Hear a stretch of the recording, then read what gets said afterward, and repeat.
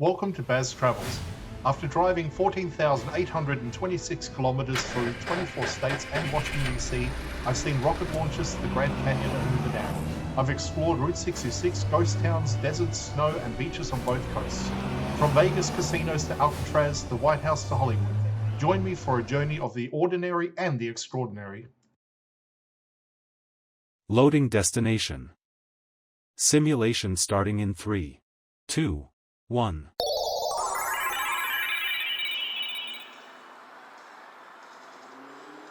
To look around, move your phone or tablet. Click and drag if on a computer or move your head if using a VR headset. Please like and subscribe. Welcome to the ultimate pilgrimage site for music lovers across the globe. Standing right here on the edge of Lake Erie is a structure that looks like it was beamed down from a rock star's dream. The Rock and Roll Hall of Fame is more than just a museum. It's a high-octane monument to the rebellious spirit that has changed the world. Even from the outside, the architecture tells you exactly what kind of energy lives here. Designed by the legendary I.M. Pei, the same mastermind behind the glass pyramid at the Louvre. This building uses bold geometric lines and massive glass panes to create a silhouette that is as iconic as a distorted guitar riff. Why is this massive glass pyramid in Cleveland, Ohio, and not in New York or Los Angeles? Because this is a city where the term rock and roll was actually born. Back in the early 1950s, a local disc jockey named Alan Freed started using the phrase on the airwaves to describe the high-energy rhythm and blues he was spinning. Cleveland was also home to the world's very first rock concert, the Moondog Coronation Ball, in 1952. When the city fought to host the Hall of Fame in the 80s, the fans showed up in droves, proving that the heart of rock and roll beats loudest right here in the 216.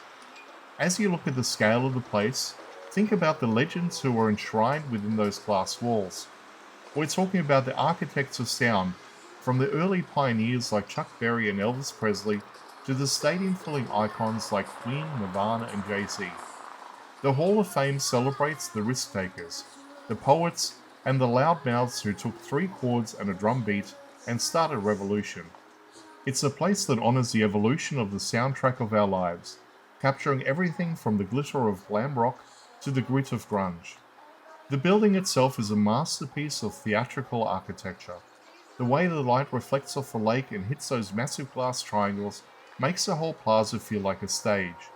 It was designed to echo the movement and energy of a live performance, with different levels and angles to keep the eye moving. It's a perfect fit for Cleveland's North Coast Harbor, acting as a glittering beacon that says this city knows how to celebrate its history with style and volume. Even without stepping foot inside, you can feel the gravity of the talent represented here. It's a reminder that music is a universal language that breaks down barriers and connects generations. Whether it's the massive Long Live Rock sign or the sheer industrial beauty of the harbor setting, the vibe is undeniable. This is where history is loud, where legends live forever, and where the spirit of rebellion is preserved in glass and steel. It is the crown jewel of the Cleveland waterfront and the beating amplified heart of the land.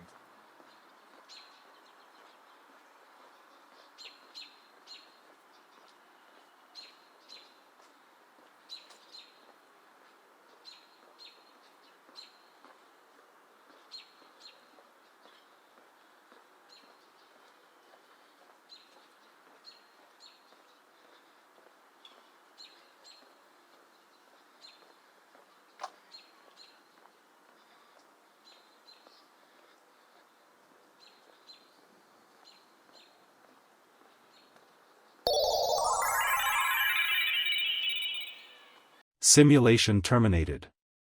Please comment, like and subscribe.